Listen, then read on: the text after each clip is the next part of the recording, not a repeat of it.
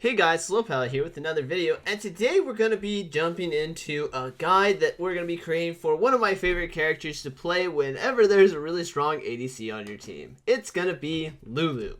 Now, the reason why we're going into Lulu, and one of the things that I love about playing with Lulu really is augmenting your hyper carry teammates. You know, you got that Vayne or that Jinx on your team that really wants to keep alive, get them through the laning phase, and be able to score kills as you kind of scale up. I'm a big fan of this character. I'm also a huge lover of Lulu if you're ever playing against engaged supports, right? That Leona, that Nautilus, etc. If you're playing against any of these characters that dive in and want to score kills on you or your ADC, she is a great enchanter support that really deals with these characters really well. I used to play her a ton, especially before the durability patch when most people weren't even really playing enchanters.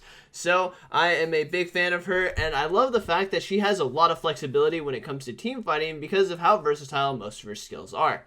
Being able to polymorph your opponents or potentially stop augment your AD carry to have that buffed up extra damage through the attack speed makes her really flexible, and the fact that she has so much CC in the abilities of her kit, like her Q slowing for 2 seconds no matter what, almost close to a root at 80%, and also that knockup from the ultimate. I also really like her because I feel like I can flexibly build with her, which is not something I can say about a lot of enchanters these days.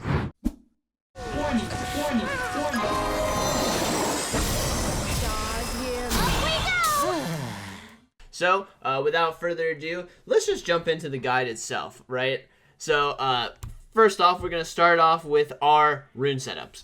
For the most part, I've been a big fan of just going Summon Airy. Now, before the durability patch, I was a bigger fan of going Guardian pretty much every time because you played against a lot of all-in characters, and usually having that utility to stop that all-in power is really, really great. But nowadays, feels like you're tanky enough that it's not as big of a deal. So we're going to be taking Summon Airy, Mana Flow, Transcendence, and usually Gathering Storm.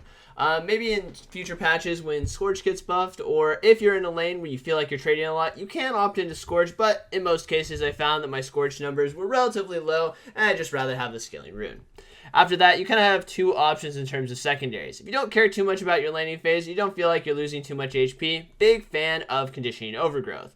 Now, a lot of people always ask me this main question, which is, why not into the Revitalize?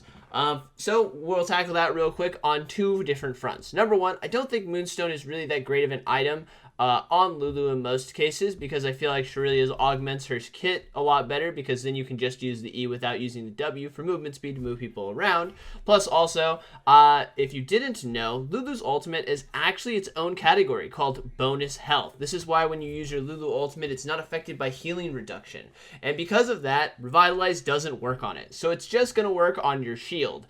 And I found that the numbers are relatively underwhelming, and the whole reason I take this rune page is so that I am tanky enough that I can walk up and polymorph if I need to. And, you know, Lulu is a relatively short range character, so taking away those ways for your character to die, especially by, you know, assassins or characters diving on you, really allows you to not have to use as many cooldowns on yourself, and you can kind of save them for protecting your AD carry.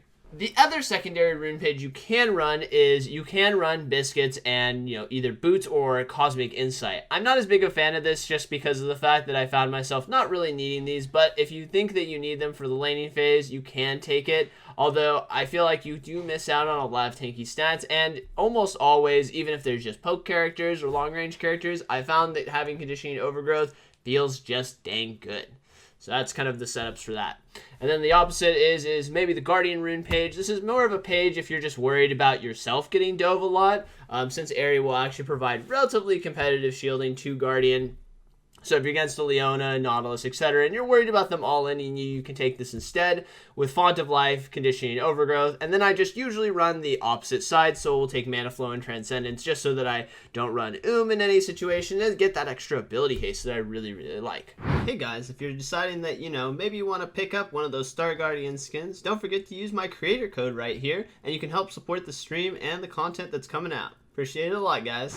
After that, we're going to drop down into Itemization. Now, the most standard build that I end up doing is Lucidity Boots and Shurelia's. And the reason why this build is really great and a good staple is kind of what I said before, where now you've turned your E-Shield into an ability that gives bonus movement speed. This means that you are no longer required to use your W, Whimsy, to speed up your teammate. And because of that, this allows you to just save it for polymorphing people diving. And this power that you kind of get with this new kit selection makes it a lot easier for you to peel and shield for your teammates, and also have tons of mobility, as you can also use the active if you really need to engage in fights or run away from fights extra.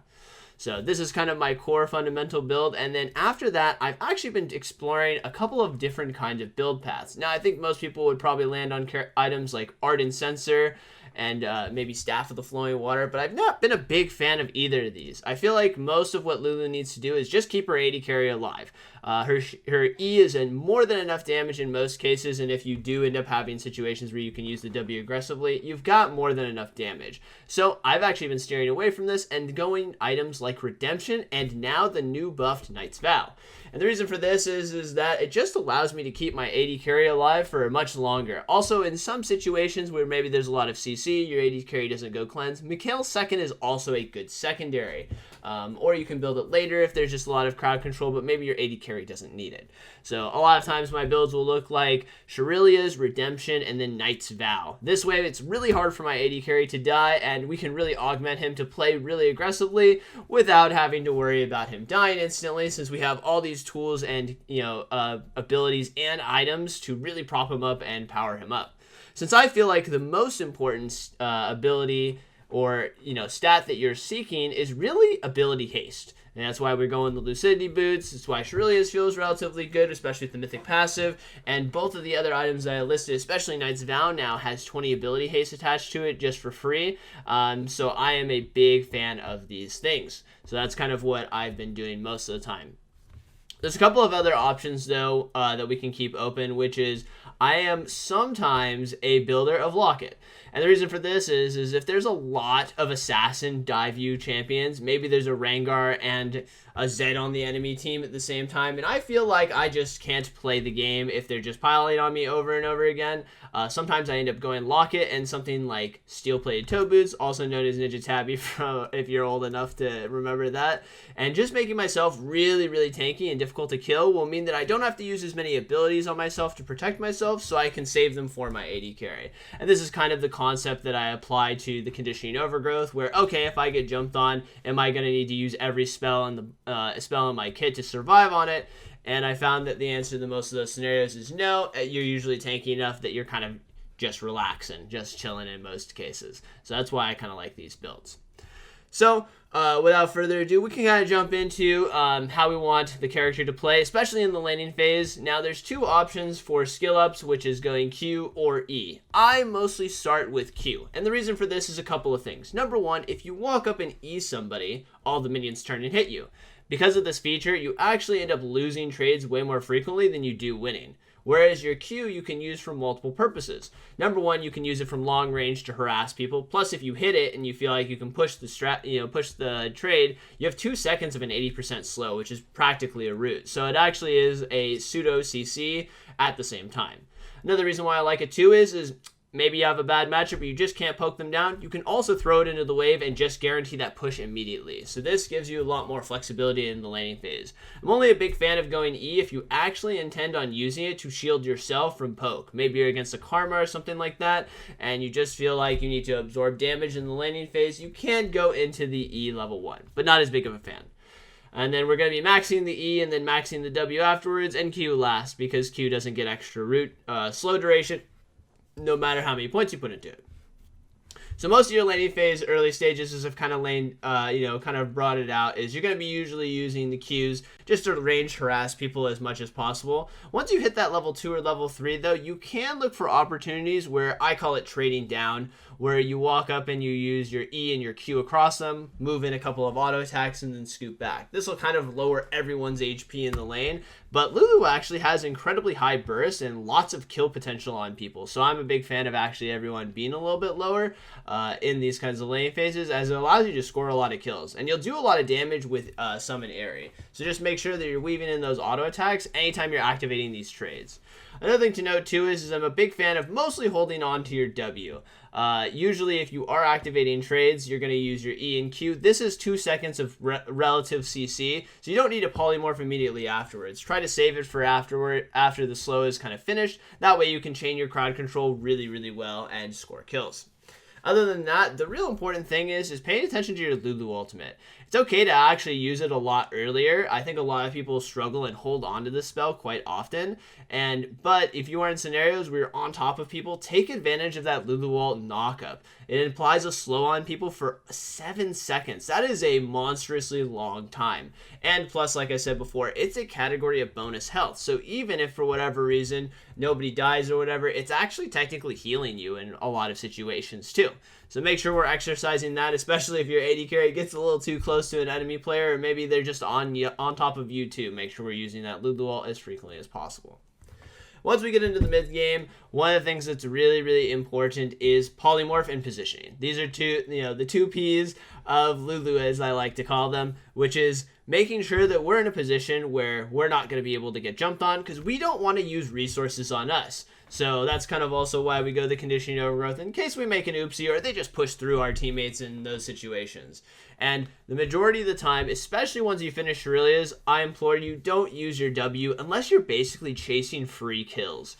It's really important to hold on to this ability and make sure that you're polymorphing anyone that comes in range. So you usually want to stand a bit behind your AD carry and feed him the shield, Q off of him, and slow down anyone that's coming in. That way, if they use any dashes or abilities to get to your AD carry, you can walk up and polymorph them afterwards. This will allow you to have really good efficient peeling without putting yourself in any danger. And then you can eventually chase people down with the Shurelias and the W maybe being more aggressive. Another thing to note too is if you're not responding to an all-in and you're actually going in on people, don't be afraid to use your Lulu ult on your tank. Sometimes I feel like people hold on to the Lulu ult a bit too much, and if there is an assassin that can one-shot your AD carry, then you do probably need to be a little bit more conservative on it. But in the age of bruisers right now, a lot of your characters that go in are really, really, really easy to kill, but they have lots of lifesteal built into them with their Gore Drinkers and Death Stance. So if you have good engages, maybe your Vanguard jumps in, or Camille goes in on an activation, or any of your teammates are in the front line, don't forget that Lulu ult is a 7-second slow. So make sure you take advantage of that whenever they're going in, and so that you can have good engages too. It's one of the great things that I love about Lulu is if your teammates are actually finding good engages, you can actually augment them and really empower them by putting your shield on them, Lulu ulting them, and CCing a lot of people on top of them. So don't be afraid to use that in those scenarios. But make sure that your positioning is nice and clean and behind your AD carry in most cases where you aren't getting good engage, because we want to make sure that we use the Lulu ultimate to peel for him if they're jumping on your AD carry. Outside of that, the main things that I really think that are important is, number one, identify the people that can carry the game. So I know I've said the AD carry a decent amount of time, because that's usually what you ideally want. But as everyone knows, sometimes your AD carry isn't doing so hot. So make sure that if someone else is doing well, that you're giving them the shields and heals and attention that they deserve for their Lulu kitten. And on top of that, make sure that you're looking for people who are doing really well on the enemy team. So, maybe there's a 14 kill Irelia, then you probably need to hold your polymorph just for the Irelia. So make sure to be scanning constantly the scoreboard and shutting down people on the enemy team that are doing really well, and augmenting anyone that's doing well on your team, even if it isn't your AD carry. Anyway, guys, hope you found this guide helpful. Don't forget to like, subscribe, and comment in the section below, and hit that bell and whistle. I'll see you next time.